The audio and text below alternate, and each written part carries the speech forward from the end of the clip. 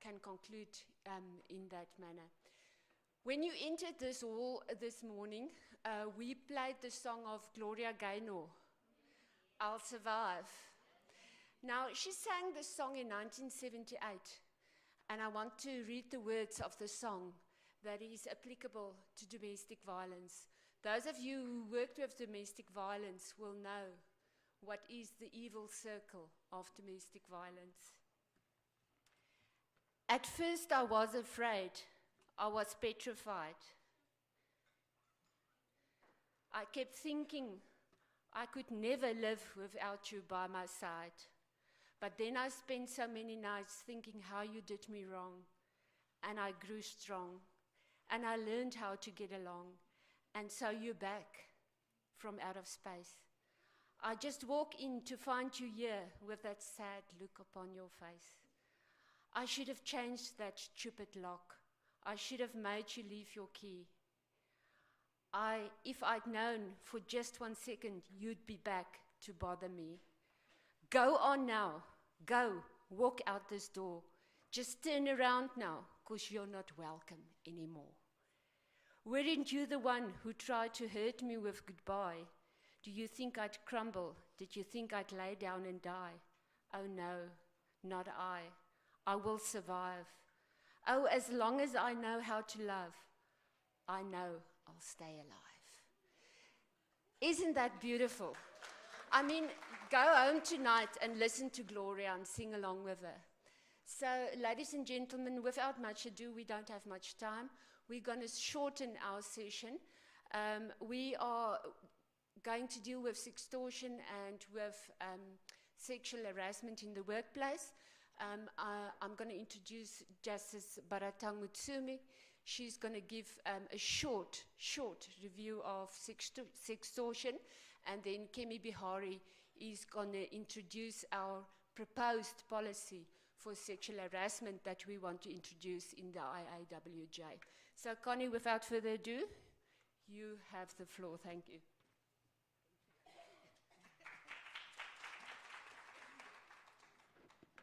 Good morning, colleagues.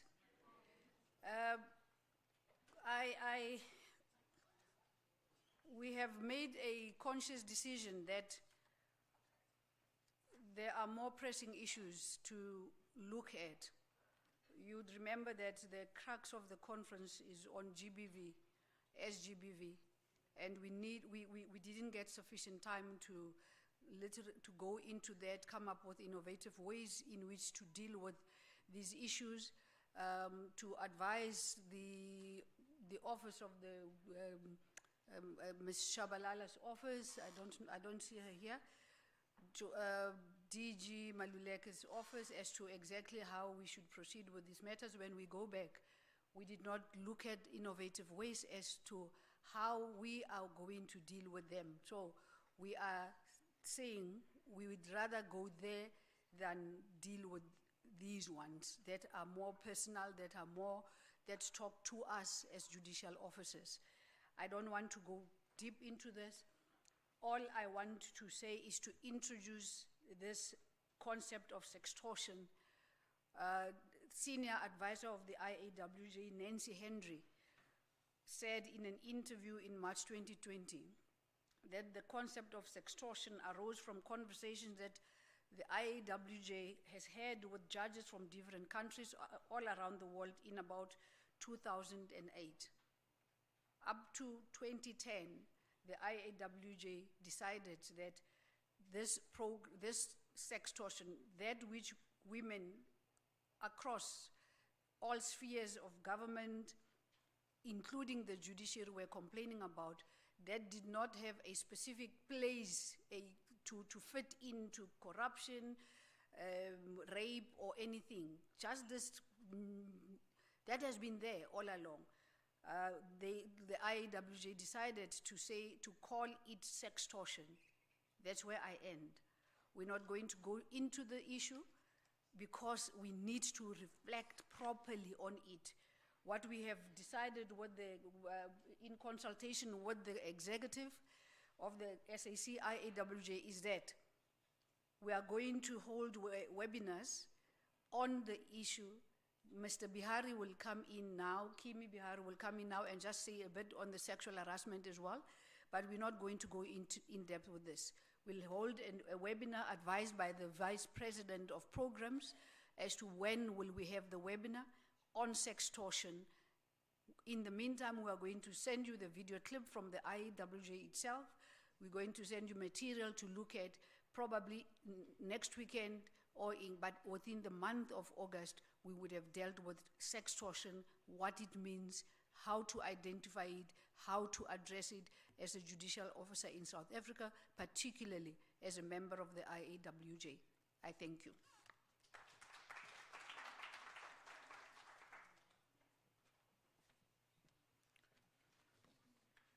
I bow to you and greet you all as the survivors of this 3-day intensive workshop.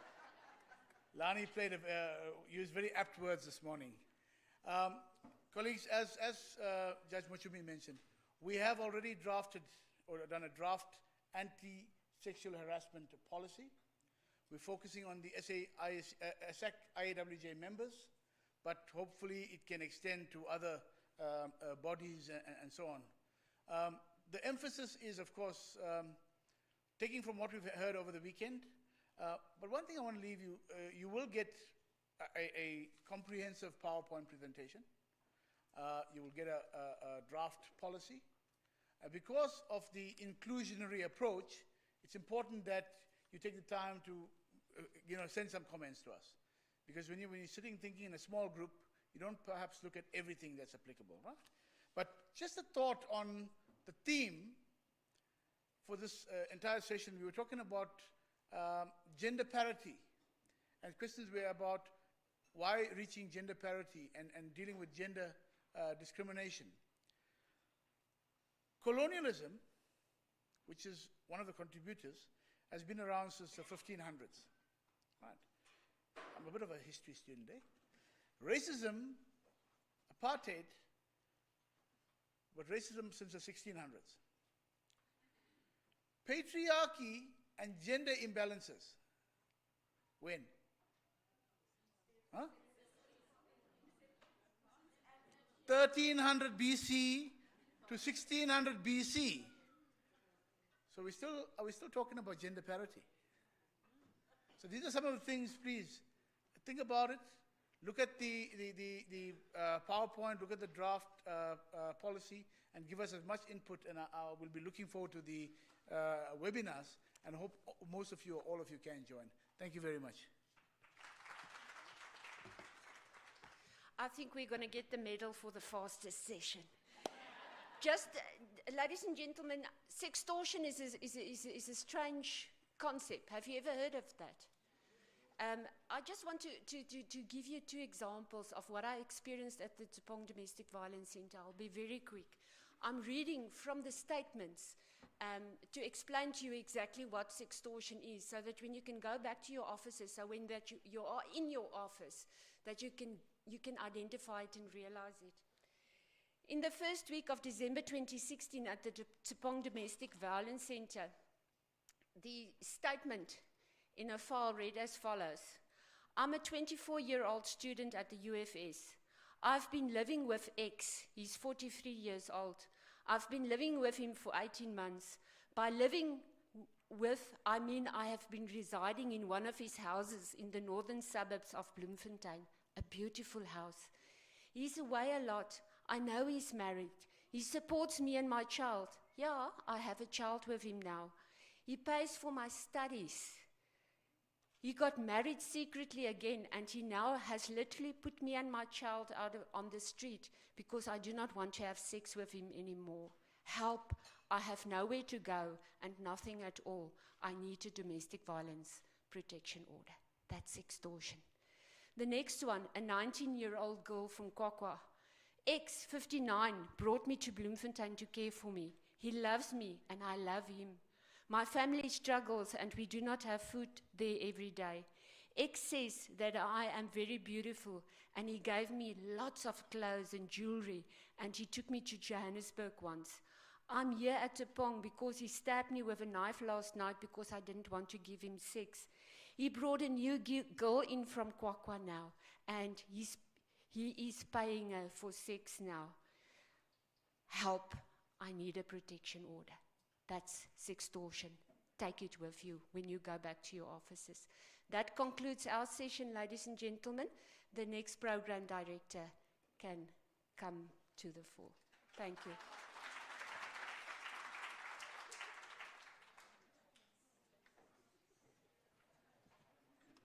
Colleagues, we are at the end of our session now. We have been informed,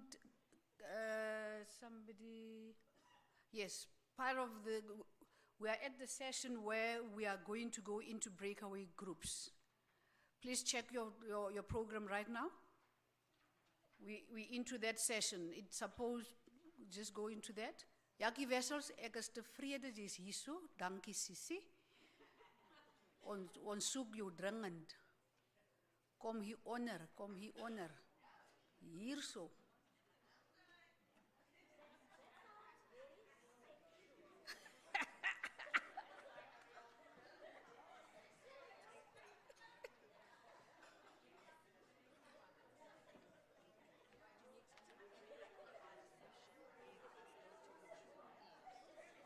Okay.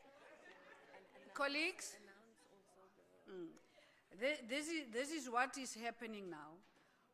We have, remember yesterday we took a break and we moved everything to today. We are now at session 3. No, session 3 we're done with it. We are at session 4, which has the breakaway groups, right? The first breakaway group in Senate Hall is going to deal with, is there room for alternative dispute resolution in GBV cases? I wish Lisa Vetten was here.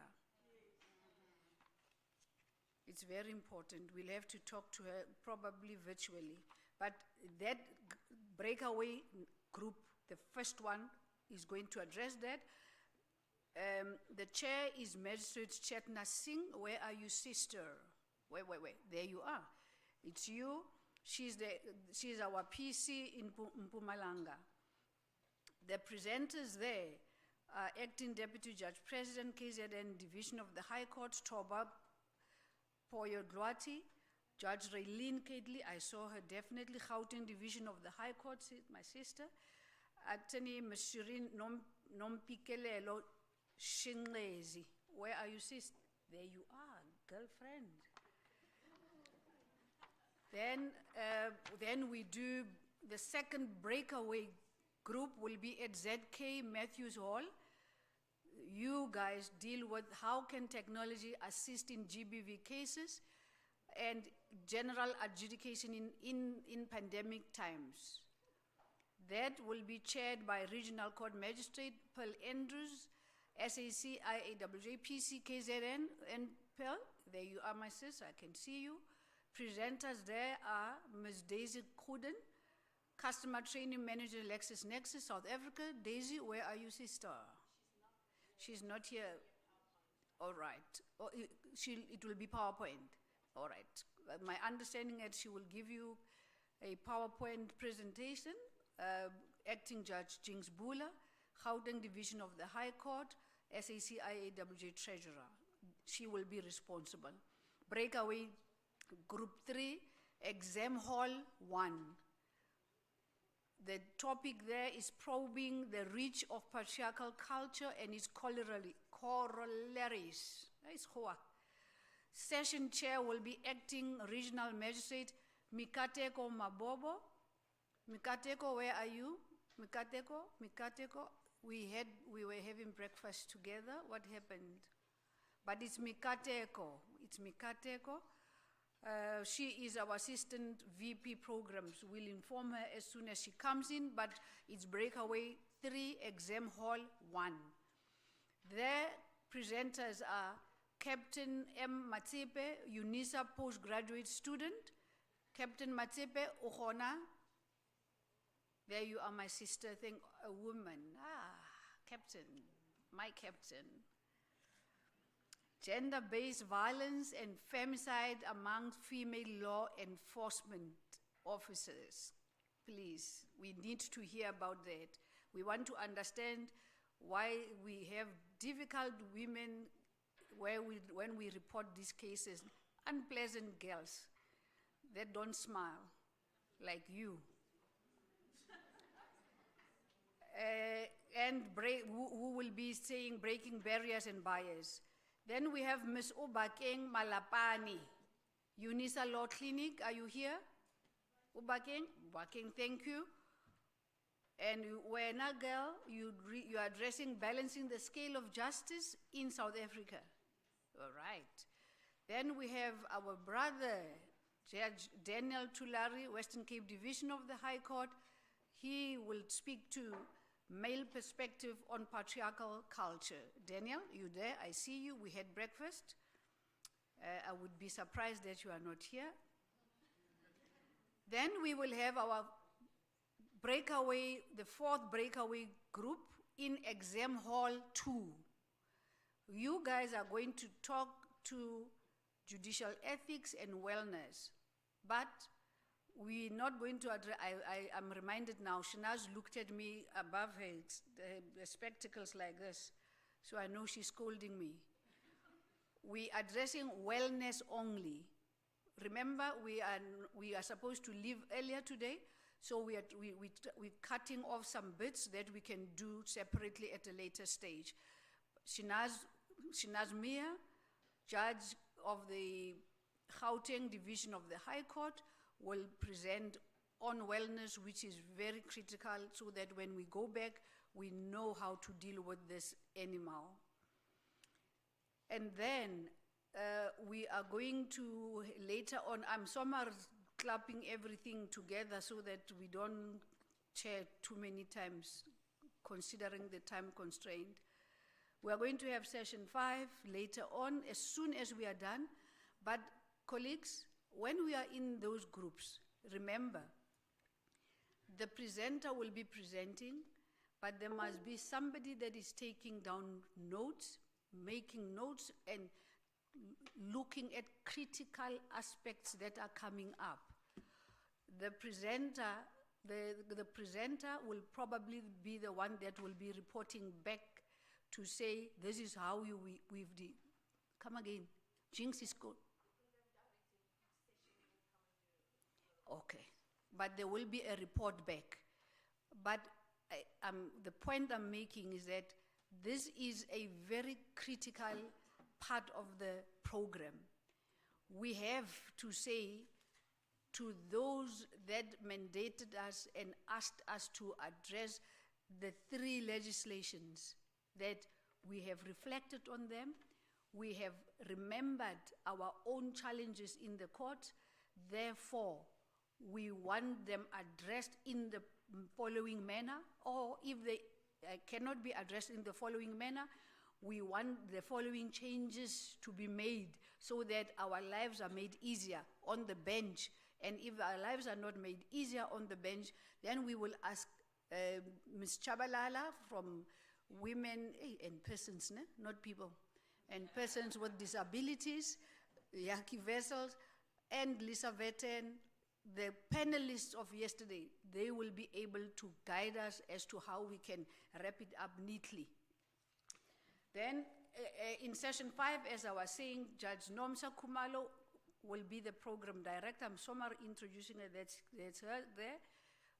Then we are going to, we take it from there. At Connor? this point, I need you to, Laniki? Who's in which breakaway session? I'm announcing that. Okay. Now we're going to leave this room. Our capable LLB students that have been helping us and being with us all along are outside. You will say which session you want to go into. Then they will say session 1, follow us. Session 2, breakaway group 1, this, 2, 3, 4, like that. So as you are sitting now, as you stand up, think clearly which breakaway group are you joining. All right? But Connor, what if there's nobody in breakaway session 2 and 400 people in breakaway session 1? Okay, the Deputy President is coming.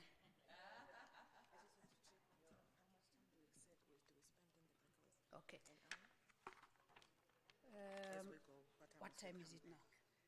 It's 9:15 now. Should we back at 10:15? It's 9:15, eh? Okay. Colleagues, it's 9:15. We need 1 hour because we are going to be in different rooms. 1 hour exactly. 10:15, we are back here.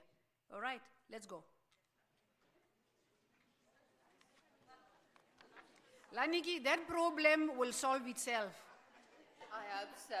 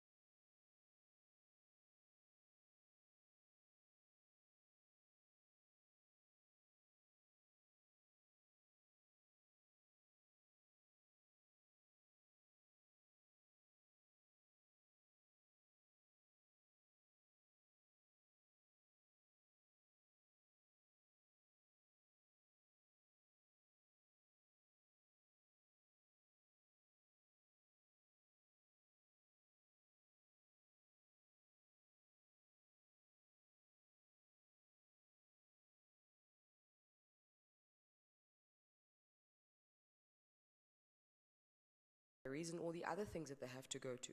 But also, they're also fearful of entering into those communities, especially the rural communities, where they have to now go into a household where the abuser is not working or he's at home. How do they attempt to do their inquiries when you've got that problem? So at the end of the day, the question does beg, is there room for ADR in GBV cases?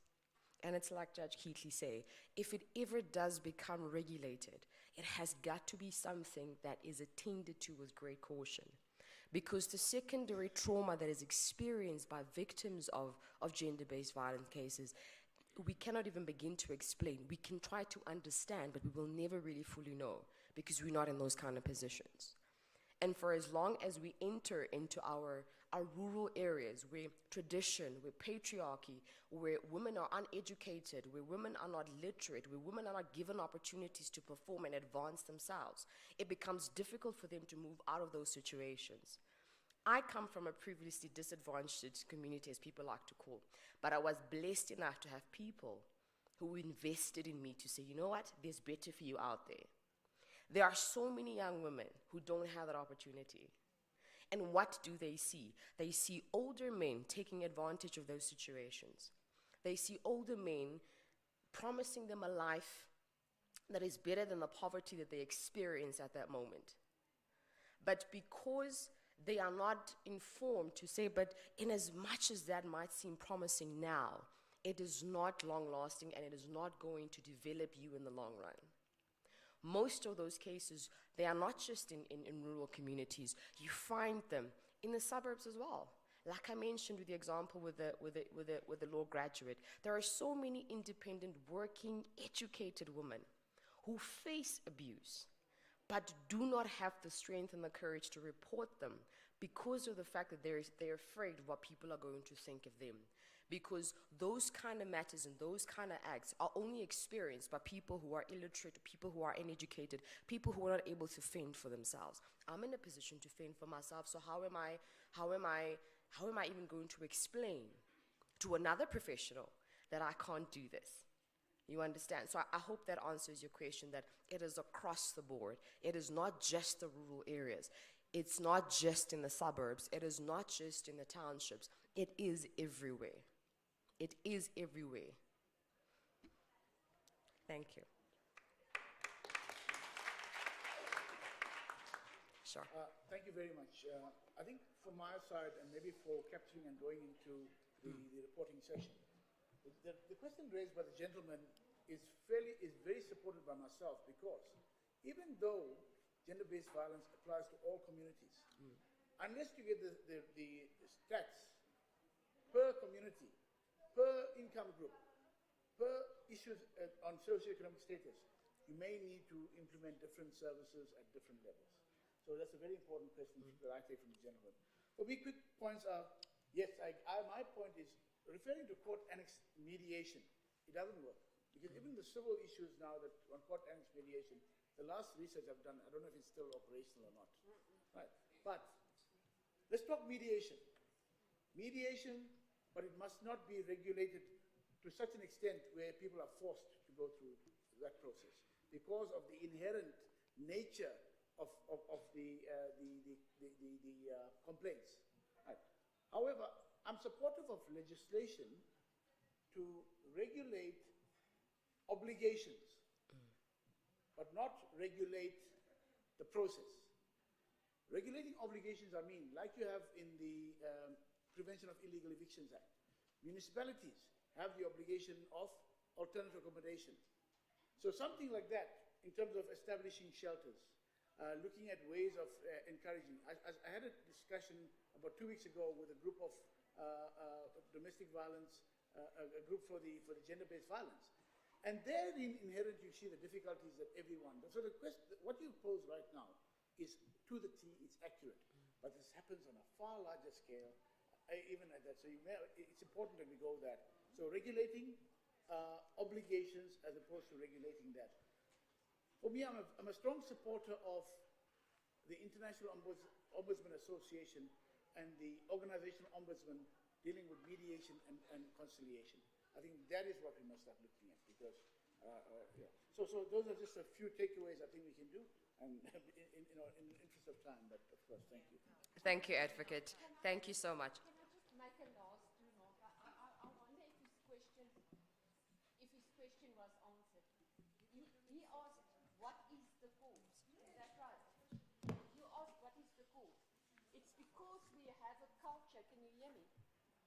It's not my microphone. Please switch off. Thank you. It's because we have a culture of the fact that the quick fix is violence and anger. I want to leave you with that thought. We want to fix everything with anger and violence, and we must move away from that. I see we've run out of time. Do we have time to take questions? We can continue, but people that are coming in must sit down quietly. Once everybody is here, then we'll continue this. So we can continue. All right, let's continue. Can I ask that you keep your questions as concise as possible so we can get through as many as we can? All right. Yes, thank you. Okay, someone else has their mic on. Switch it off. I'll get to you now. Thank you. Right, yes. Thank you very much. I'd just like to really thank all of you for those insightful presentations, and I'm very pleased to see that something like gaslighting and verbal abuse is being highlighted. Thank you for that, Judge. And I wanted to start in with what you said about education. I think that so many women don't know even what gaslighting is. So many children don't know what that is. Verbal abuse. Can one not start with an awareness campaign or at least create a formal education, dedicated education unit that will actually bring this into the syllabus in schools? Because what they're being taught, the children, is like the constitutional rights and all that vaguely. But add the psychological element of insults and so on, so that women are actually educated that it shouldn't start with verbal abuse, which then escalates into more violence. That's just my suggestion, and I would love to get involved in education in that sphere, because I think that if you teach these girls what is unacceptable from grassroots level, as our colleague said, maybe that can help. I don't know if there are initiatives. If there are, I would just like to ask what they are and how one gets involved. Thank you. Yeah. Who wants to answer that? I think, Josh, picking out what you're saying, there is actually a subject, life orientation, that they offer at schools. But instead of teaching kids about puberty and what happens during puberty, I think those are the kind of concepts that you need to actually emphasize on. And I think this is where you actually need the Minister of Basic Education to come in and say, when we look at our syllabus, let's look at things and factors that actually concern children, the things that people go through on a daily basis. I think that is where you're going to start with your education, and that you're also going to end up involving the parents, because it's one thing to educate the children, it's another to leave the parents uneducated, because the educated child comes and speaks to the uneducated parent. You get lost there. You get lost there. So when you bring that and you bring it home, you're able to do an educational awareness program on a very larger group or on a large scale, and you're going to have much more success in that. Okay. All right, I see people are moving in. I'm going to take two more questions. The lady up here had her hand. No? No? Okay, I'm going to give it to this lady. Yes, Judge, hello, go ahead. Program Director. Someone's got- Program Director, yes. I'm making a follow-up. Who's speaking? Follow-up. All right, yes, and then Judge. That'll be the last one. The question which has been raised by you are by my brother there. For a moment, I will suggest that let us not brush it away. Let us just ponder for 5 minutes. The first question is, or was, what is the root cause of gender-based violence? That's a loaded And as we are sitting here, and yesterday we deliberated on this, there is legislation, I think 3 around this. Since the 3 legislation has been enacted, has the situation improved or not? Then there was an answer to me with respect. That was a brushing answer. I have 3 points which I'm raising here. The questions. Is gender violence perhaps caused by poverty, inequality, unemployment. And I'm talking this under severe respect, the question which what I'm going to say, respect and the humanity which it goes with. I did not see it, but I'm told that the 8 victims which were raped at Krugersdorp, black 8, there was a white woman or 2 who was not raped. Now, we need, you see, we blame government that since 1994 up to now, ANC has done nothing. ANC has beautiful legislations. And as lawyers, we are the goalkeepers of the laws of the country. If we really want to address this for 5 minutes, let us not make this conference a talk show conference and try to come with practical solution which is going to see. Because yesterday I was talking to 2 colleagues and saying, we speak about... Okay, sir, can I ask, what is your question? Because we are running out of time. Okay, I'm sorry, but I have to cut. Okay, my question, program director, be patient. Be patient. My question is... Prof, can I just ask that this is the question that we're going to take to plenary, because everybody's here. The question that you are saying we need to address is what is the root cause, and you are supporting the gentleman that was saying. So we're going to take that question to plenary. This was our breakaway, so we can't let everybody participate in our breakaway, so we're going to take that question. You can sum up then. We can't take any more. All right, we've run out of time. We can speak about this topic the whole day, but I think there's just 2 things that I want to sum up. Training. We all have LLB degrees at a base, as a base skill, but what's come out of the presentations is that there is so much more skill that is needed. Court annex mediation, and you need that kind of skill.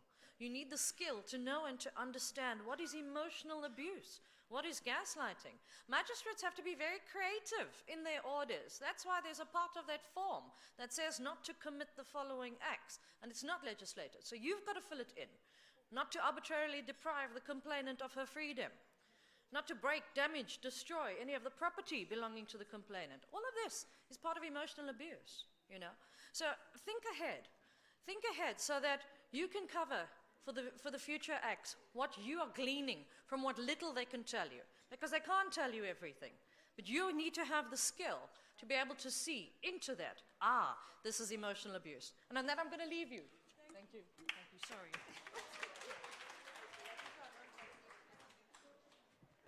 Colleagues, thank you so much. Who is the first to report back? Session 1? No, breakaway group 1. Please come here now. We don't have time. We're 10 minutes, 15 minutes late. It's you again. Wait, take a break. Thank you. Let's get session 2 and all of them, because we've got Let's hear breakaway group 2. In fact, let's do this. 1, 2, 3, 4, come sit here. I'm wearing my flat shoes, that's why I'm like, zzz. 1, 2, 3, 4, come here. And we're giving group 1 a break. She's been talking for a long time, more than the given time. So we start with group 2. Group 2, then you go. Group 2 and 3, 4, and then 1 will be the last. Can we pay attention, colleagues, please?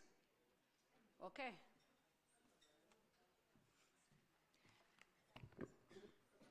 Good morning, everybody. So Group 2 had the topic, how can technology assist, and the general adjudication in pandemic times.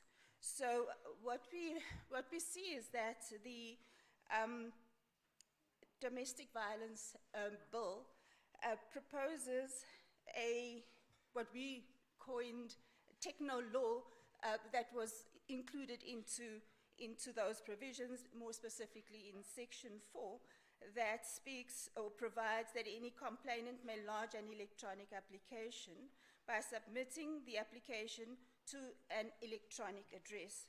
So we unpacked this somewhat, and our speaker, Ms. Daisy Gounden, was unable to be with us, but provided us with a very insightful presentation and took us essentially on a step-by-step guide as to how this will happen.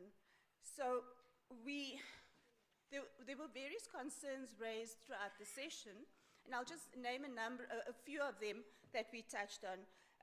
There was concerns about how this portal will assist and how can we overcome the commissioning, the virtual commissioning aspect thereof, and what checks and balances are in place. We also need, as judicial officers, to understand that we need to read the Act together with the ECT Act and understand what is an original application. So we need to ultimately embrace technology, and so these admissibility issues should not be a problem if we understand how we can apply this without being concerned about it. In any event, there are a number of case law and authorities that allow us to do this during this time. And what we discovered is that COVID has actually propelled us into this technological age. I think our worst enemies are ourselves, because we realize that we need to get colleagues over the technophobia. So because we are not comfortable with technology, we always look at the what ifs and all the negative aspects thereof, as opposed to embracing technology.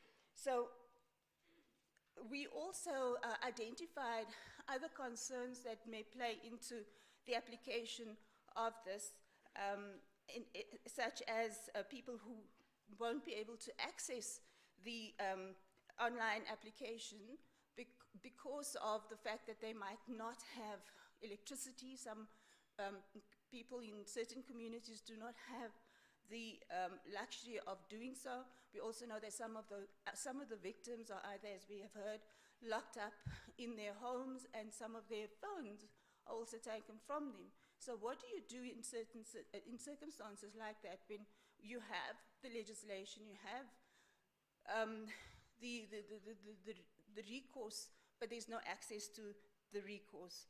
And we looked at a way forward. So yes, technology is certainly the quicker and the cheaper route, but we need to understand that in all of this, we are living with things like WhatsApp, Facebook, email, and these are all acceptable service platforms that we can access. We are also mindful that there are certain systems that might not be compatible with the system that is installed. So we have come up with some resolutions. So one of it is that we want to implore DOJ, in other words, we want to put some pressure on them to assist with doing a proper survey, to arrange with service providers to get amplifiers at the courts where perhaps there is a slow bandwidth, or there are connectivity-related issues where the 3G signals are bad, for example.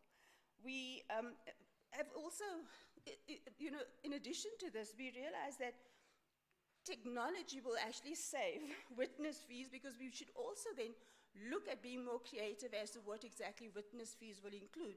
So witness fees could actually also include providing data for our witness or the victim as such. The second aspect that we have highlighted is that at each court center, there should be a technical liaison officer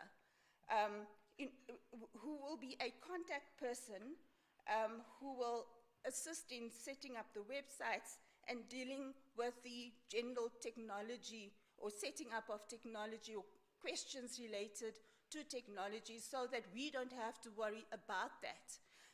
In addition, our CRT clerks must be trained and equipped to ensure that the proceedings are properly recorded, that they are the ones that will ultimately set up the proceedings and do all the invitation and inform everyone that a matter is, for example, ready to proceed. We also looked at a platform that is similar to an e-learning platform where we could upload or download information, and that can also be developed with the assistance of the department. We also realized that apart from the screens that we will need in our courtrooms, we'll need a second monitor so that at least the electronic version of an application can be visible to the judicial officer as well. Then, I'm nearly done. We also have to prioritize training. What we found was that an Imbiza roadshow is perhaps also necessary so that we could educate people as to how they could access certain platforms if they do not have access to technology. And so access to Tutuzela centers, and then also perhaps see if we can get the tribal councils and maybe centers where they have centers with free Wi-Fi where complainants could access that. But I think most importantly, we want to propose a 100-day challenge to the IAWJ members at the various courthouses to see how we can get technology to assist gender-based violence matters. And I think that is a challenge that we would like to extend to all our members. Thank you.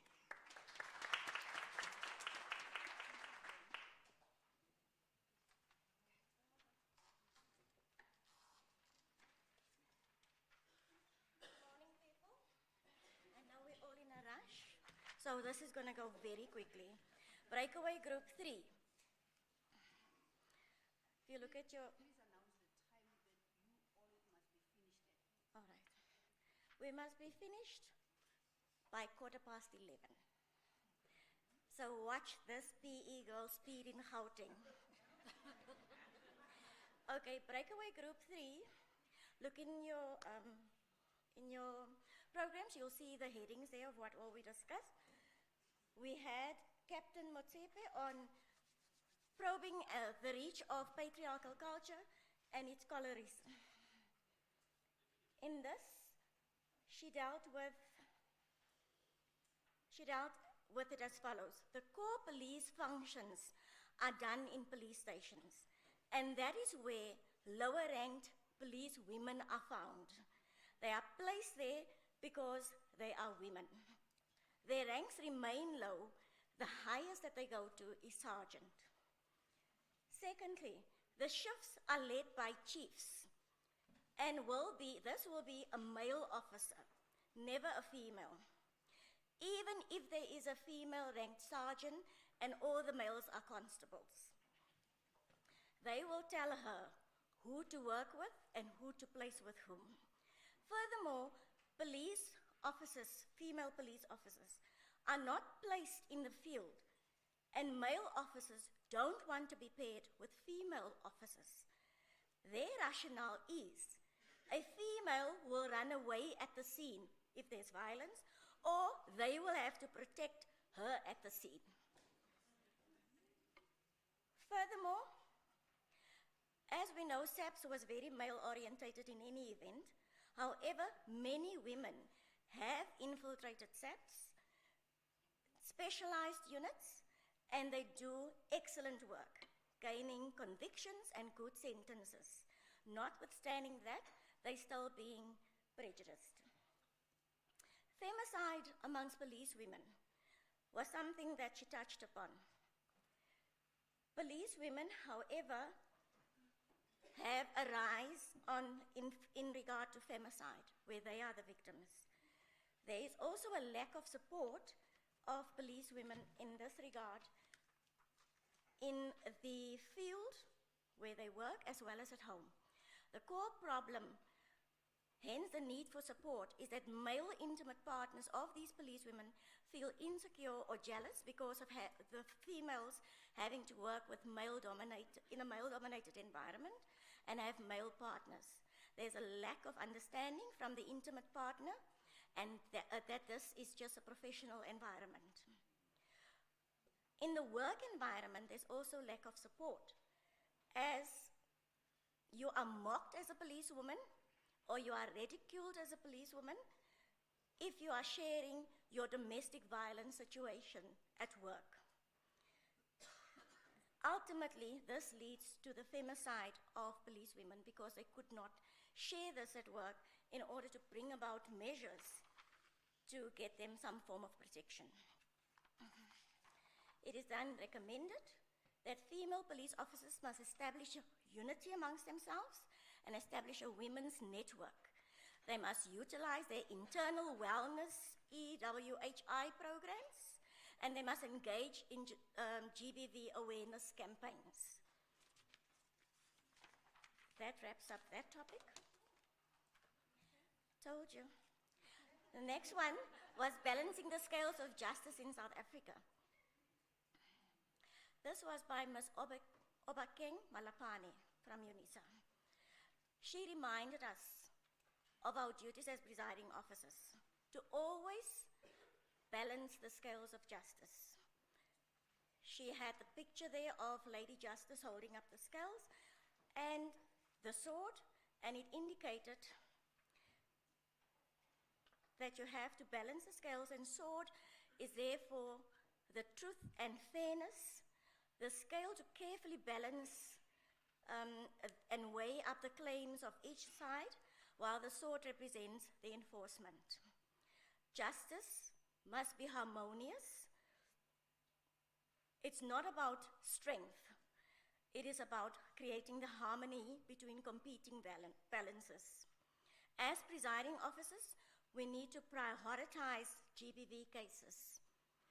Do not just accept the attorney's feeble excuses for remanding the cases.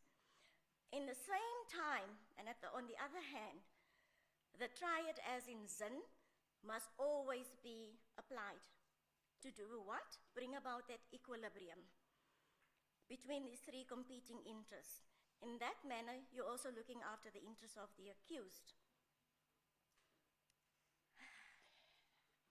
And then, as it is with intellectuals, they have these terminologies which are so difficult. Eudaimonia. Does anybody know what that is? Eudaimonia or eudaimonia. I didn't either. It means flourishing life.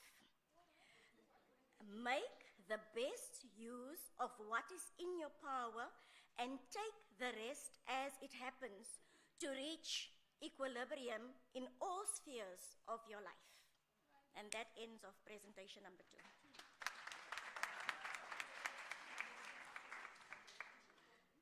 Then we had the powerful Judge Daniel Tulare. Can I just say, eudaimonia? It sounds like my husband telling me you moan too much.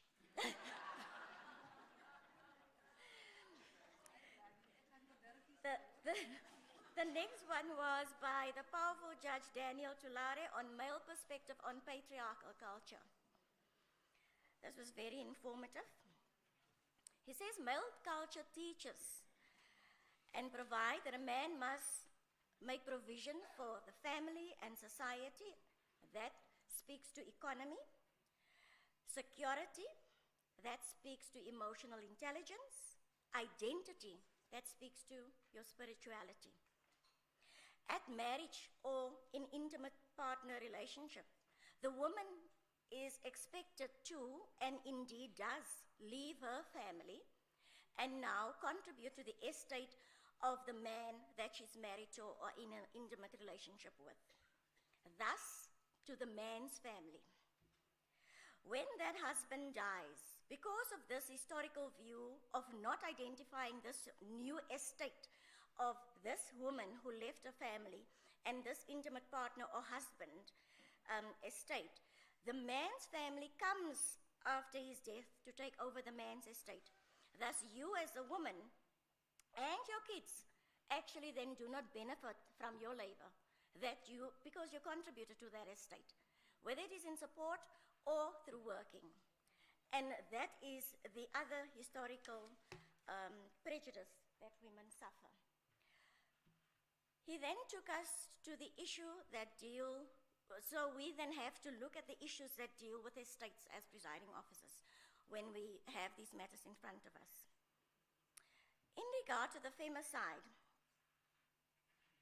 he indicated there's this view that it's natural for a man was not made to be with one partner. It was made to pollinate. And this is a view held across all spheres of life and all colors. But the same view is not held that a woman is entitled to pollinate as well.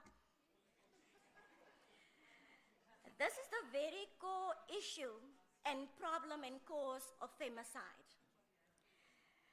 When it comes to the identity, the children that you and your loving partner have together is seen as belonging only to the husband's family and to the husband's ancestry and the husband's culture.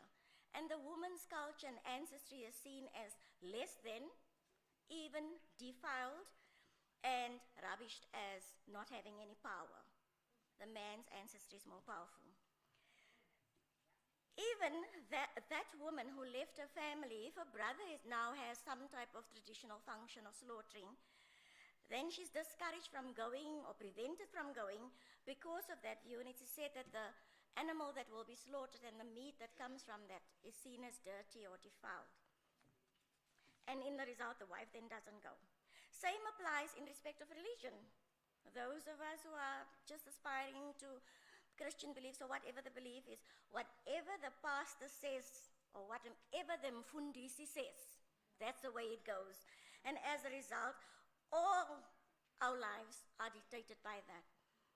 And in a lot of regards, even in the Bible, those aspects that prejudice the woman is the one that's highlighted and used as a yardstick to keep us in line. And this is at the very heart of domestic issues. Now there's fault lines, of course, police, and functional illiteracy in regard to the executing of warrants. You know, with the domestic violence, you give that warrant. They don't realize that that warrant will only become effective if there is a violation. And there is only a violation if that complainant makes an affidavit. They just run with it and do what they wish to. So there should be training in this regard. Furthermore, they do not know to make a copy of the domestic violence file. They rather take the original file with them, and that again prejudices the complainant, because then when she goes back for a copy of the order or the warrant, she doesn't get it. The whole file is gone. Or if she wants additional orders made, it's as if she never had anything. This is something that needs to be looked at. Presiding officers should also know that when an applicant comes in and makes an application for domestic violence order, those files are not to be left until I have time sometime during the week. You must deal with it. And if the day is over, take it with you when you go pick up your child at school. And do it throughout the night, so the next morning you do not work on those files. The people are entitled to their orders. Clerks are not capturing the entire issue. The lady comes in and she says, my husband did this, and the clerk says, no, keep that all for the court when you get to the court. Don't tell me everything. The prejudice there to the complainant is that you don't give a comprehensive order then, because everything is not captured. However, there is actually a duty on us to listen to that complainant and add whatever else is needed. However, this is something that needs to be looked at.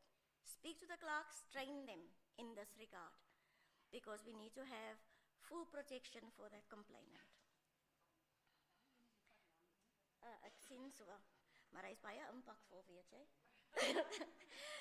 Powers, presiding officers I already also don't attend to the matters properly.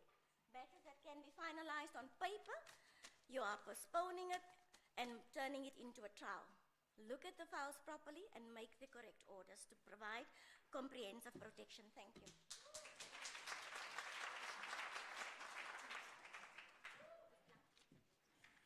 Good morning. My name is Zikwana Ndlebe and I am representing Breakaway Group 4. We were looking at judicial ethics. We had judicial wellness, sorry. We had Judge Putswana chairing the session and Judge Mia presenting for us. And I'm gonna be straight to the point. In the presentation that we had from Judge Mia, she looked at a study that was conducted on judicial wellness. And the study found that judicial wellness does not receive enough attention. And the members of the judiciary don't have enough time to practice judicial wellness. There's a lot of stress that they experience, and this results in matters taking longer to be finalized, and it also results in it also impacts the thinking and performance of judicial officers. It also has an impact on how a judicial officer deals with parties appearing before them. So the issue is the level of stress that judicial officers experience on a day-to-day basis. We also spoke about how it also has an impact on how a judicial officer maintains impartiality in dealing with matters. And the problem is that judicial well-being and judicial wellness, there's a stigma that surrounds it. It is a taboo topic, and speaking out about it is not easy for judicial officers. And this is something that is experienced by almost all the judicial officers. There's also a stereotyping, and the problem is that there is no access to wellness programs in the judiciary. And judicial officers have to seek personal, professional support, and this is a huge constraint on them. So the question that was posed by Judge Mia to Breakaway Group 4 is, to what extent do these findings resonate or with the judicial officers in Breakaway Group 4? And almost all of the judges and magistrates that were in Breakaway Group 4 agree with the findings of this study. And they agree that there is not enough attention given to judicial wellness. There is no support that is provided to judicial officers. There is PARMED, which is a medical aid, but the problem is that magistrates do not belong to this medical aid. So the question is, how are they supposed to deal with their judicial well-being or psychological issues if they are not catered for in the judiciary? And some judicial officers have had to tap into their own personal medical aid system in order for them to get assistance that they need. The work that judicial officers is an important one. So judicial officers need to focus on self-care and personal well-being, because if they don't do that, they will not be able to dispense justice adequately. It's like servicing a vehicle. If a vehicle stops working, then it needs to be serviced. So as judicial officers are human beings, they also need to take time out and service themselves, take care of themselves. And another issue that came out is that judicial officers are also mothers. As we heard during this conference, judicial officers also do fall pregnant. They're also mothers, and the problem with not having adequate facilities to take care of their personal well-being and wellness is that they have to now find a way to balance their personal lives with their work lives, and this does present some issues without the necessary support. We also looked at specifically magistrates and judges that deal with serious issues such as sexual violence and the trauma that they experience when dealing with these issues. You find that a judicial officer will sit in a case where there was gruesome sexual violence, and they are expected to hear that case and afterwards go sit in a civil matter, and they have not actually taken the time out to deal with the trauma, the secondary trauma that they've experienced by sitting in a particular case which has gruesome violence involved in it. And the reality is that depression is real, and it's something that has to be spoken out about, and it's something that has to be dealt with. It shouldn't be a taboo topic, even for judicial officers. It's real. It does creep in slowly, and it has to be dealt with. So the necessary, there should be ways to deal with this. And we also had in our group the DCJ, Maya, and she did mention that a few years ago there was a discussion about judicial wellness, the problems that are faced by the judiciary in the lower courts and the superior courts, and these are issues that will be dealt with in the future. These are issues that once the CJ and the DCJ settles in office, they will be dealt with. And the last part of the discussion is the possible steps that will have to be taken. And this was the interesting part of our discussion, because we had an exercise. So I won't be able to tell you exactly what to do, but the bottom line is that judicial officers need to take time out. At least take 10 minutes out of your day. Sit and be present. Take time out, do yoga, stretch for 10 minutes. That is very important, even if it's during your lunch break. But before you do yoga, you must make sure that you do not eat. But the bottom line is that judicial officers have to take time out, at least 10 minutes a day, to stretch and exercise. It will be for their benefit. Thank you.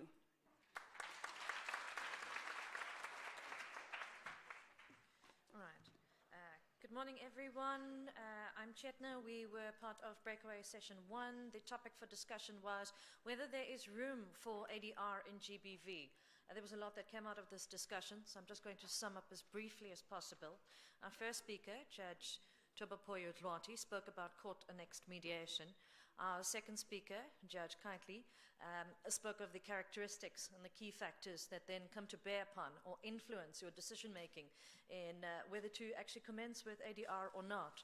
Our third speaker, Attorney Shireen Singh Plesi, if I've said it correctly, thank you, then gave us a personal, typical examples rather, of what a typical day in a domestic violence family court is all about.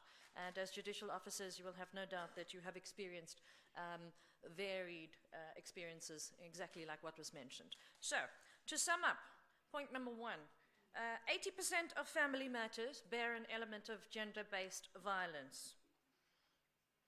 This being the case, point number 2, mediation cannot be forced.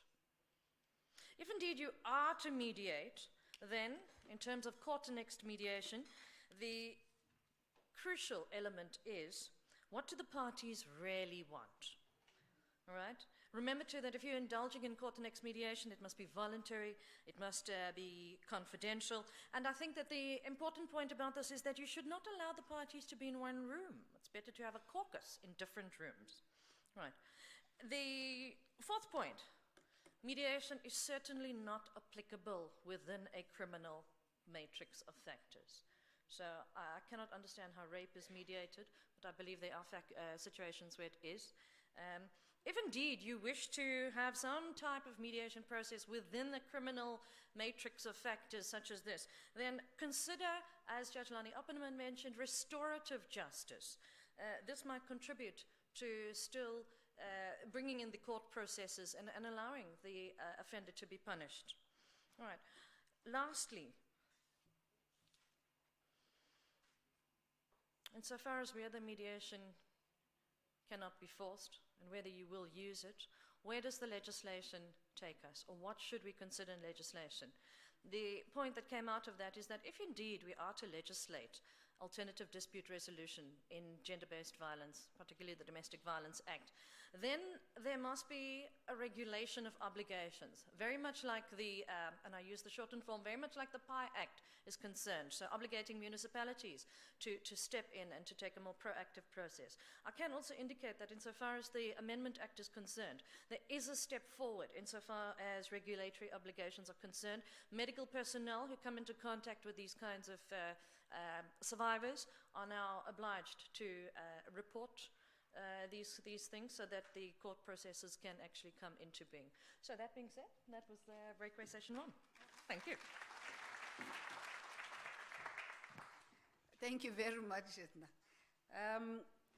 Chetna, come sit here. Colleagues, thank you very much for your attention. Thank you for those that presented in the different breakaway groups. Thank you very much for the preparations. It's clear that you had researched and made very good points that we take away from this conference. And I hope, Ms. Chabalala, you are paying attention. We're doing very well, right?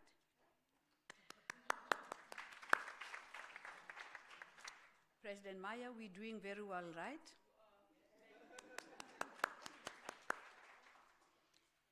And I really want to...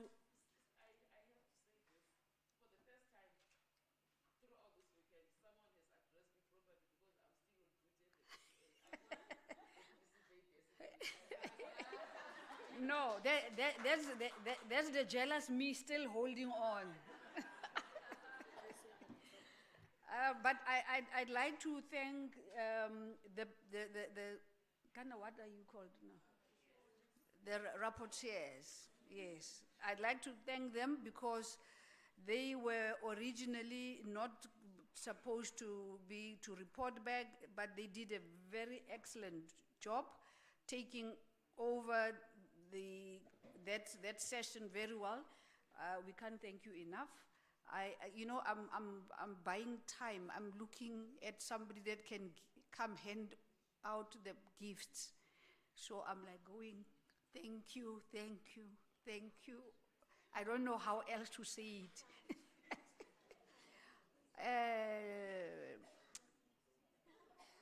Toba Sisi, can I please hand over? Colleagues, now I'll step down. I'm handing over to the Deputy President. Thank you very much.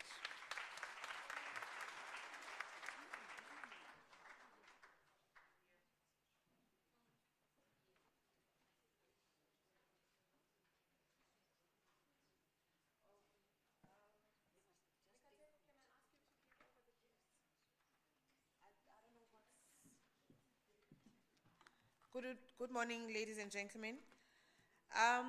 Again, we find ourselves running behind schedule. So we were going now to do the screening of the video on GBV. But the suggestion that we now have is that we now deal with the resolutions. As soon as we finish with the resolutions, we do all the formalities, the closing remarks, and all of that. After that, we do the screening so that those colleagues that are able to sit and watch, they can do that, and those that need to go, they can go. We will try to... Sorry, Connie. Yeah, sorry. Connie, just make sure you don't break your bones because they're not going to heal quickly. I might not, sorry, Connie. Ruby, I was trying to catch your hand. So if for those that are not able to watch the video, we can find a way to circulate it to our members.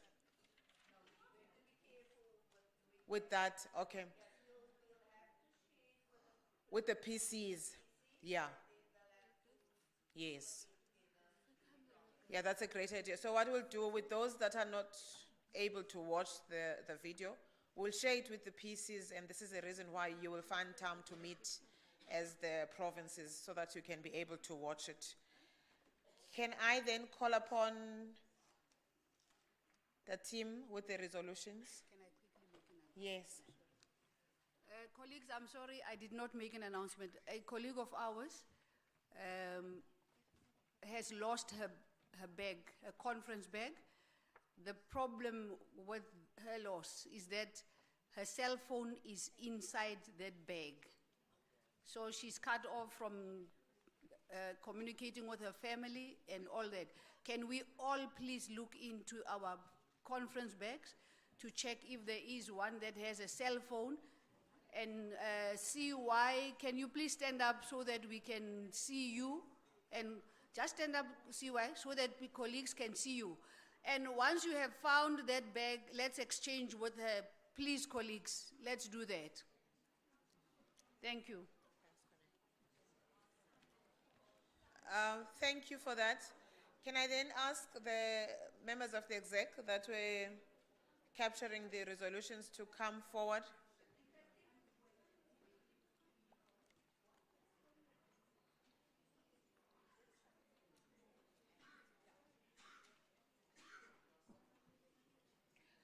We've got our Vice President Programs and our Vice President Publications and our Assistant to the Secretary, Chadi.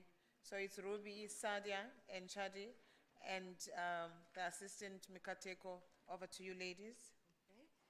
Thanks, colleagues.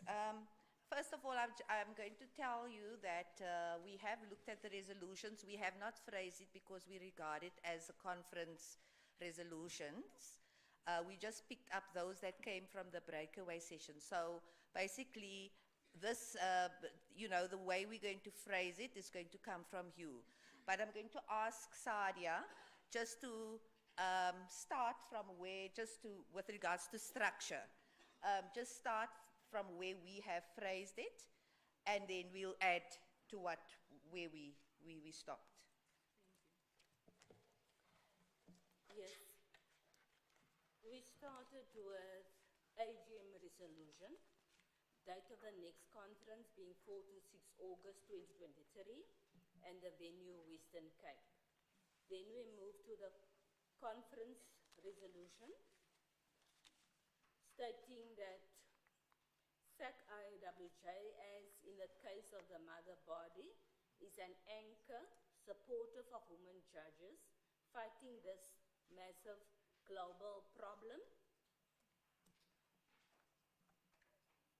of gender-based violence.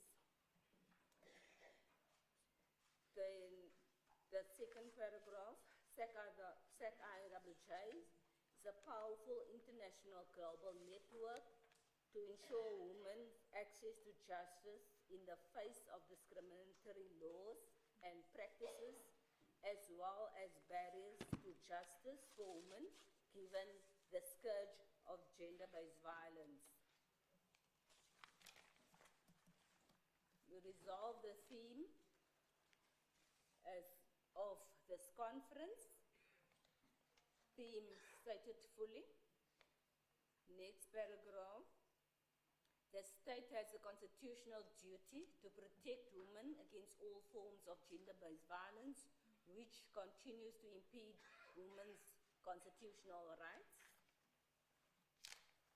Conference therefore resolves that the conference will bring to the attention of the stakeholders, mentioning all stakeholders, provide for effective access to justice for persons with disabilities, be to officials of state departments to be sensitized on use of inclusive language in respect of persons living with disability, particular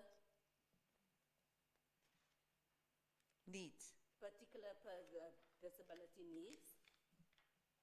Focus court preparation with regard to persons with disability-specific needs. Conference resolved that silence in the face of injustice is a barrier in itself. Therefore, SAC-IWJ will raise our views in the most appropriate way to eradicate workplace gender-based violence.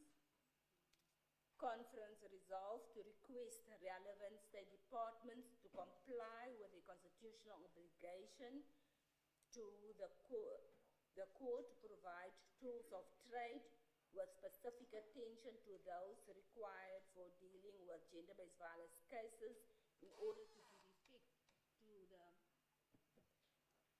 to give effect to the three gender-based violence legislations. So that must be rephrased. Okay, maybe we can just then particularize it there at the bottom.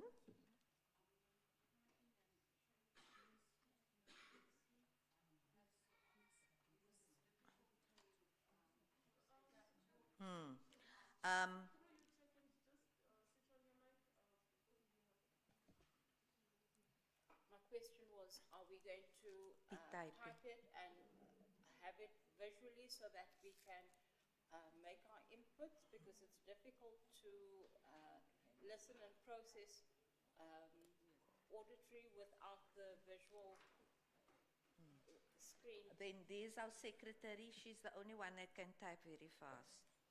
Can I also raise another issue linked to what Shanaz is raising? Just as a point of protocol, we can't be saying it's a resolution at this point. We have to see it interrogated, and then it Yes. becomes a resolution. Yes. Just that, thank you. Yes, it's recommendations at this point in time, and as I say, the conference it's going to become your resolutions in the end. What we're standing with here is recommendations. Yes. Thank you. So basically, what Sadia has read is introduction and what we drew from there.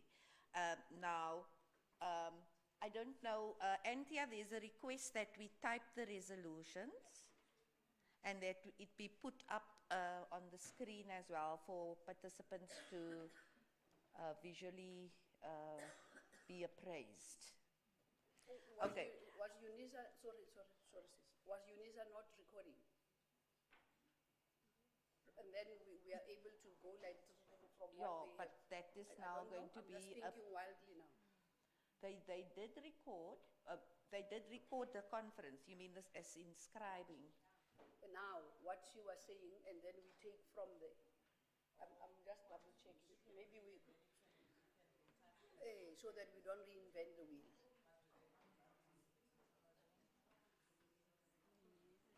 They are recording, but it's a video. Prof? May I ask, would you like us to assist with ensuring that the resolutions are projected? Have they been typed? Yes, please, Prof. Oh, okay, no problem. One of my colleagues is there. They can help with their laptop to link it so that it can be projected. Colleagues, can you please quickly? The second aspect is that if they were not typed, but you have them, if anyone has a phone with Siri, we can speak to them and they can be easily projected. So you don't have to worry about the speed of typing. Thank you.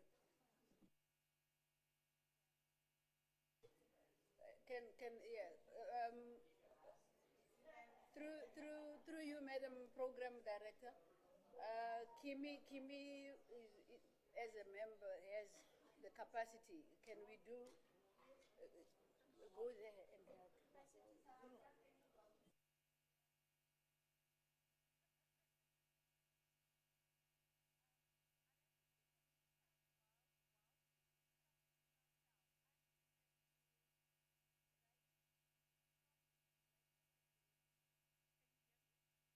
From the breakaway groups, how I understand what is written, handwritten. So if participants can just assist me then in the meantime whilst they are busy with Siri. Okay, the one that I see is, I think it is around domestic violence cases. I don't see which group it is from, but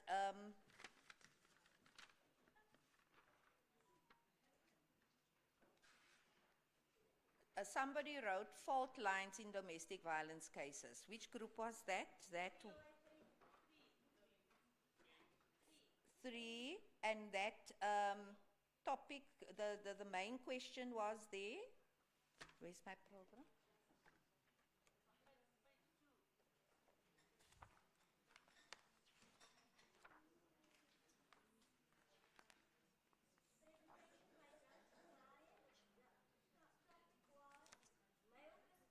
And patriarchal culture. Okay, the overriding topic there was probing the reach of patriarchal culture and its corollaries. Okay, and I know that Judge Tulari spoke there on the male perspective, giving a male perspective on this patriarchal culture. And then we also had the Captain Masipe speaking with regards to gender-based violence and femicide amongst female law enforcement officers. We also had Ms. Malepane balancing the scales of justice in South Africa.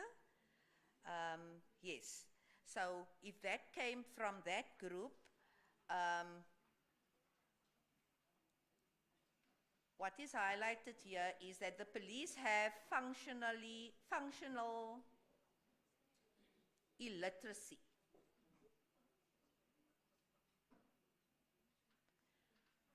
In respect to executing warrants, they don't know how to obtain affidavits. Police do not know they must come. Yeah, make copies. Yes, and then there's something that we picked up here that stood out for us when we read this document is that there needs to be sensitivity. I'm summarizing from what I'm reading. Sensitivity training for clerks working in the domestic violence section. What I read here is that they do not they do not assist the applicants sufficiently in that they curb what is being written down in domestic violence applications. The two resolutions that are extracted from that are sensitivity training for police as well as the clerks, as well as the judiciary. Yes, that is also what the way I see it. That was my summary. They didn't say it sensitivity training, but I'm just trying to keep us busy while Siri's coming. Can I ask something? Okay. Is there anything else that you wish to add? No, I don't wish to add. I'm actually not following. Because... Who's speaking? It's Naomi. Manaka. We're not following because you're reading and what you're reading is not on the board. So what's going to happen if we have to adopt the recommendation and or resolution? No, we're coming there. That's why I'm saying we're waiting for Siri. But are we going to repeat them when Siri comes? Yes, yes. Basically what I'm doing now is just to try and confine, to make it smaller for when Siri comes. No, yeah, okay, basically from what I read now, the group 3, one of the things that we picked up, that a proposal for a resolution is that there need to be sensitivity training, especially around domestic violence, for clerks, for police, and I also heard judicial officers. And Judge Tulari was going to add or a comment on that because he was in that group. No, I hear you. All I'm asking is, are we going to repeat the same exercise again once Siri comes? Is it not worthwhile to do it, to wait for Siri and do it? And then we can follow, because if somebody's going to add on one of the resolutions, or if it's not captured correctly, there's no way right now to correct it. Otherwise, we're going through the same cycle again later. So my proposition is that either we type them so that everybody sees we adopt it as it goes, it gets corrected by whoever as it goes, and then it becomes a resolution resolution or it doesn't become Yeah. a resolution. I hear what you're saying, Naomi. Hmm? There's another proposal. Okay, just give me a minute. I just want to respond. I understand you, Naomi, but I think because it's still in a rough stage, if the people in the groups can just, as I have now captured, made it smaller in that group, sensitivity training, that is what's coming from there. I still agree that we must use the time while Siri is not here, just to capture it that way, We're going to use the time for something else. as opposed to doing nothing now. No, Ruby, can I? Yes. There's another proposal so that we don't sit and do nothing. The proposal is that, and I've discussed it with the President and the Vice Chancellor, that they do their closing remarks. And whilst the team is busy typing, after that, their closing remarks, the team will be ready with the TAP resolutions and we just go through them. Is that acceptable? Seconded. Thank you. So must they type there outside? Yes, they are typing. They started. So you take yours as well. Sorry. Oh, okay. So,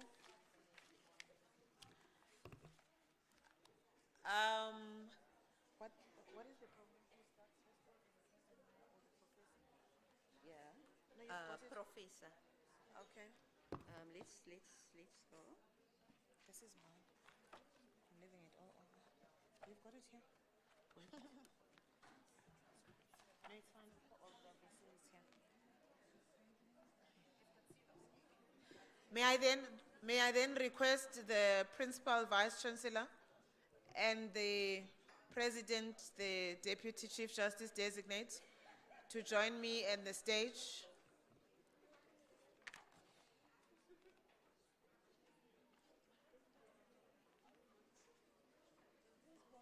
She's coming. Yeah.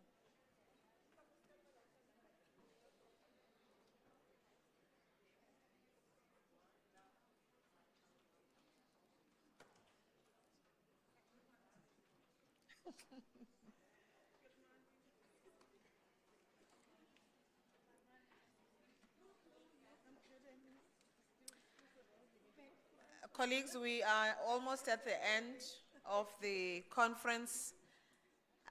Due to this technical glitch of the resolutions, we have agreed that we will swap things around.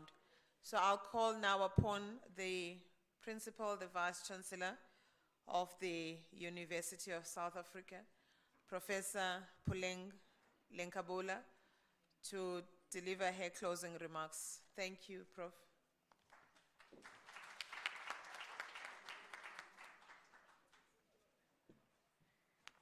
Is it still morning?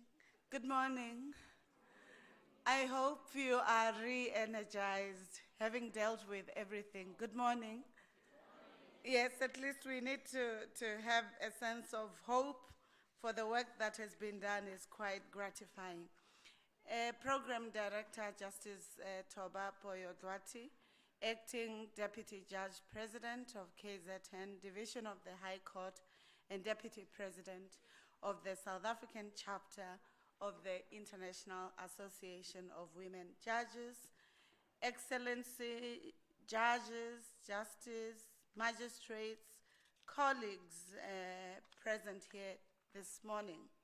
I'd like to extend UNISA's gratitude for the opportunity to hosting this august event where matters around building the future of South Africa through conceptualizations of justice that take into cognizance the agency, the being, and the aspirations and dreams of women who constitute components of society were deliberated upon. I also want to state that the students at the University of South Africa, the primary stakeholders, the staff of the university, its management and council are supportive and truly honored to have been partners in this beautiful journey where you reflected on an important topic for our society, but also for the global arena on empowering or powering women in fighting against gender-based violence or in resourcing structural systems or structural eradication of gender-based violence. I also want to state that universities by nature are institutions, social institutions, that must necessarily be at the center of imagining, reimagining, or rethinking futures. This conference allowed us as the university to look at how we can journey with yourselves in responsible relationships to addressing structural injustices in our society. We take cue from works of scholars such as Iris Marion Young, who reminds us that being responsible in relation to overcoming or addressing structural injustices means that one has the obligation to join with others in order to transform structural processes that make their outcomes just.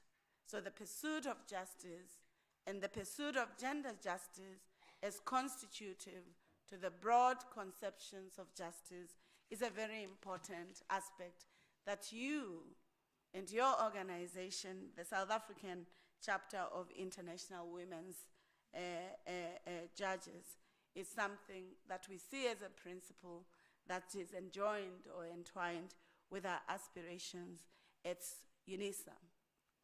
We of the belief that the university must think with you, rethink and reimagine our sense of justice and how we craft the practice of law and public policy, especially as it relates to structural injustices.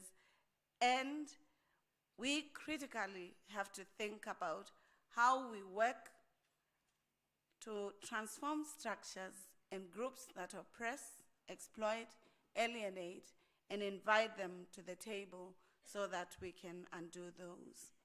We also recognize in the deliberations throughout that the whole question of agency, ethical agency, in the place of histories of changing injustice has become an important point.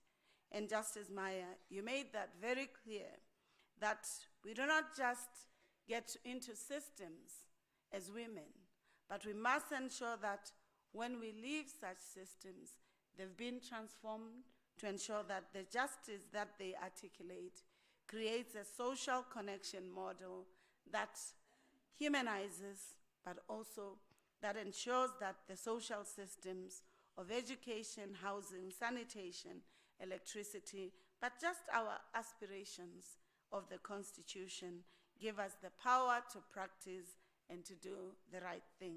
So we're appreciative of that.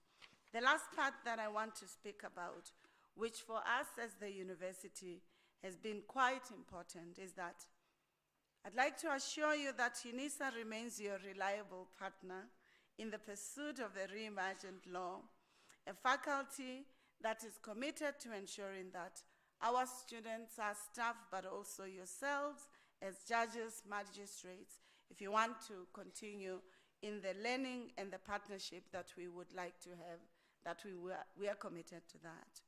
We also want to think about a reimagined courtroom and jurisprudence and a reimagined law curriculum that is attentive to the contextual contradictions that we are contending with, to the extent that gender justice is not just associated with overcoming violence against women, but it is seen also as spreading to matters around access to education, access to structural justice, participation in the economic systems, and the ability to lead as women in the best ways that we are allowed or that we want to shape ourselves to be. I raise this matter, Justice Maya, precisely because it's a matter that often is used to denigrate or undermine the resources of women to the extent that we are seen only as talking about gender and without attending to the intersectionality of gender in as far as it translates to issues of economy, issues of dignity, issues of justice, issues of ecology, and particularly taking into realization that with the climatic changes impact are also gendered. Majority of those who suffer are to a large extent those in the global south, those who are poor, and majority of them women or gendered men who sometimes are on the margins. So we request with yourselves, Justice Maya, as we think about ways of engendering and strengthening the gender justice agenda of the South African chapter of the International Association of Women Judges, that we also strengthen and widen our discourse on gender equality, gender justice, and overcoming violence. For the violence of economic structures and violence of economic and climatic changes are those aspects that we often nominally talk about and not necessarily finalize. The South African chapter was inaugurated in 2004 by UNISA Chancellor, President Mbeki. So we've journeyed with you, we will continue to journey with you. We are those partners that you cannot divorce, and your divorce courts or the judges in the divorce courts must know that we are not going to do that, Justice. We are with you as best as we can. Colleagues, I want to wish you all the best. The focal point of the conference was to share knowledge, to exchange ideas, with the hope of finding solutions to curbing the scourge of gender-based violence within the framework of a reimagined law, faculty, legal practice, and the conceptions of justice. We have had a vibrant and exciting programs. One of the topics that were canvassed, we have shared resources of how to mediate and overcome the impediments and barriers, how to deploy inclusive language that take into account disabilities, what in academic discourse is called universal access. We've also looked at how those who raise their hands like you, Justice Maya, may be mad even by some of us, and how it's important to find health and well-being as well as mental health support in order that you do not lose hope, but you steer on so that no one in this meeting or any young person who looks up to you will not feel discouraged to raising their hands to transforming the world. We wish you success and safe travels as you go home, and we hope that this will not be the end of engagement with UNISA. Professor Kole has already stated, if you want to be an associate or adjunct or to do your postgraduate studies, this is the university that's committed to partnering with you. Thank you very much. We appreciate the time.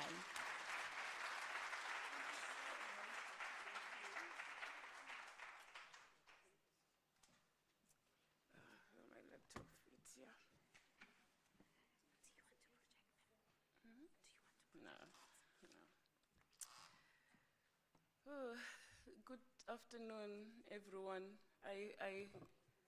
I hope that you grant me the indulgence not to observe the formalities. It's been a long and intense 2 days, and after all the interactions, the close interactions we've had, I think we can call one another friends. So allow me to say good afternoon, friends, on this fine Sunday afternoon in Pretoria. Thank you so much for those profound words, Prof. You have been heard. And you have actually made my task a whole lot lighter. I'm going to keep my remarks very short. I think I speak for most of us that all the impassioned speeches have been made. We are speeched out. I wish to first take a moment to express my heartfelt gratitude to our organizers, committee organizers and event planners. By our, I mean of the South African chapter of the International Association of Women Judges, and our wonderful host, UNISA, and to all our sponsors who include the Departments of Justice and Correctional Services, and women, children, and persons with disability, our publishers, Juta and Nexus, Ferrero Rochers for that extravagant, those extravagant chokis, all these people for their time, precious time, and hugely generous donations, which made our chapter's AGM and conference possible. I also wish to extend special thanks to my colleagues in the executive committee of the chapter, and I'm going to call each and every one of them out by name so that you know them. Acting Judge President Toba Poyotlwati, she's the acting DJP in the KZN division of the High Court. Senior Magistrates Rupi Mateis, Mikateko Mabobo, Shadile Shomo, Sadia Jacobs, Anthea Bula. Anthea. It's been a long weekend. Anthea Ramos and Jinx Bula, sorry. And Justice Caroline Nichols. And I add to this group of special people our core planning task team, which includes some of these people I've just named, includes some of our hardworking provincial coordinators, Judges Nomsa Kumalo and Dario Dosio, who unfortunately became unwell and could not be with us this morning. And a former president, someone who's very special to me, a former president of the chapter, who with Judge Shane Hueli, I'm going to name and shame them today, first twisted my arm to agree to lead the chapter, much against my will, because my diary is just impossible. But they managed to get me to agree. And they then went on to twist my arm even further to agree to leave my beloved Supreme Court of Appeal and move to the Constitutional Court. And this person is Justice Mochumi. And I thank all these people I've just mentioned for their dedication and creativity. I've seen that it takes mountains to, they moved mountains to make this weekend possible and everything else that we do in the chapter. I must say that I'm extremely proud to be associated with all of you, and the chapter and I, who you have covered so well during our tenure, owe you a huge debt of gratitude. At the end of my remarks, I'm going to call you all down, the executive committee and the special, that special task team. Jinx has something to give you. Carrying on, I have no doubt that I speak for everyone who attended these proceedings this weekend, that it has been an enlightening 2.5 days and a precious opportunity to discuss a subject of such critical importance, which is literally strangling our country and threatens to destroy the very soul of her people. It's quite clear that the scourge of gender-based violence will plague us well into the future, and it's imperative that we continue to highlight it and ensure that all the ideas that come up in our gatherings and the resolutions that we make are actually implemented and not end up in a talk shop bin somewhere. And the main takeaway from this gathering, and I speak for myself now, is that there is no superpower that's going to swoop in from the skies high above and save us. It is everyone and every institution in this country with determination and will. We'll just have to dig deep and find it.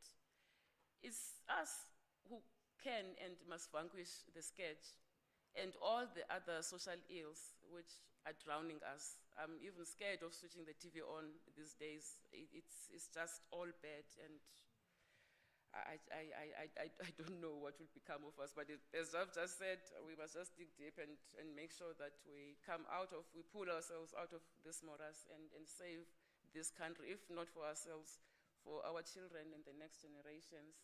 So thank you all so much, dear delegates. It's been quite an exhilarating experience, and we look forward to seeing you in next year's. Well, we'll be having other events. The work carries on. We'll be having other events, to seek ways of improving the lives of our people. So we hope to see you, some of you, in others and others and others, and definitely at the 2023 conference, which we will announce in due course. Thank you very much. May I now ask my executive committee to come down to the podium and the task team.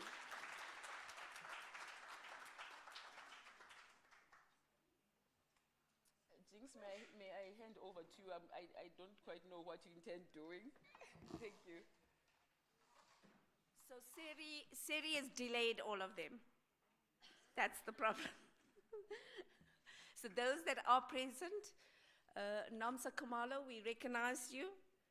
Deputy Judge President, we recognize you. You got your thank you gift from the President. And the rest are busy with Siri.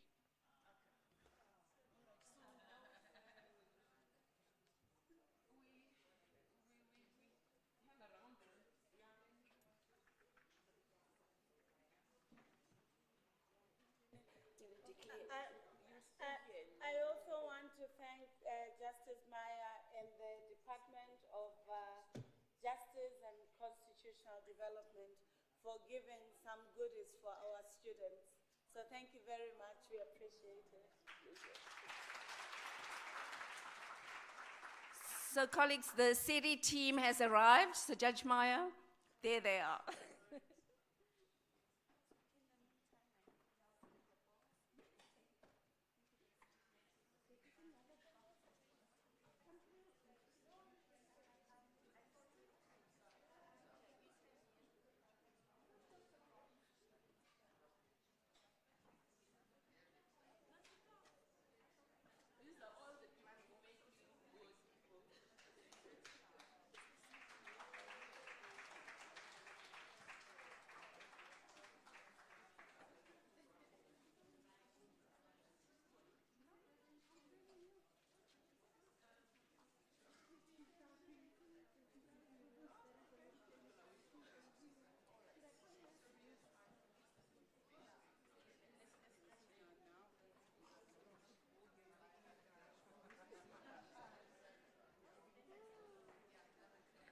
Where's the camera? Thank you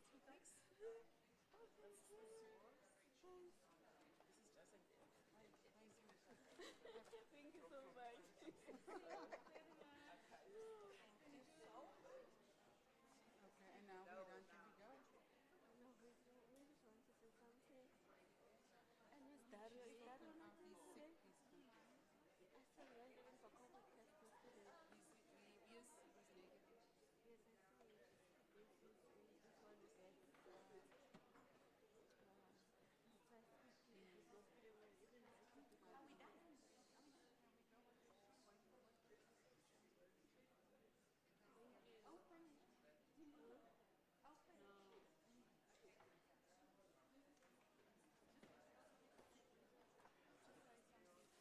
So colleagues, on behalf of the executive, we also have a little token of appreciation for the, what's this now, Deputy Chief Justice Designate. Yo, that's a mouthful. So on behalf of the executive, we would just want to say you're a phenomenal woman to work with. You teach us, you guide us, you direct us, you discipline us at times. So your humility and the principle of fairness when you deal with the conflict situations in our meetings shows to us the kind of character that you are made of. Each one of us appreciate you. We may not like at times what you tell us, but we are all judicial officers, and when you reflect on what's been told to us, whether we like it or not, at the end of it, it is a fair principle. And that is what we like. You equal, you don't show favoritism, and you treat each one of us alike. And what is phenomenal with working with this team, we all have our strengths and weaknesses. One person's strength is another person's weakness, but collectively, we are a force to be reckoned with, and we want to thank you for that.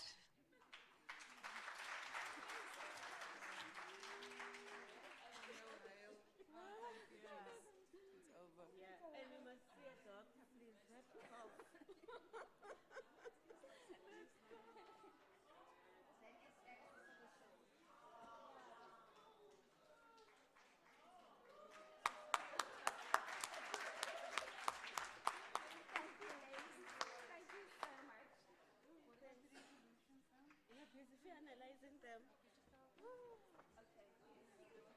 So, colleagues, we got lunch packs in the foyer. We are just waiting for the resolutions. We beg your indulgence for 5 minutes. And then you can all take a lovely lunch box or podcast, whatever you call it. And we really, really appreciate the fact and the effort that you made to be present at this function. Thank you very much.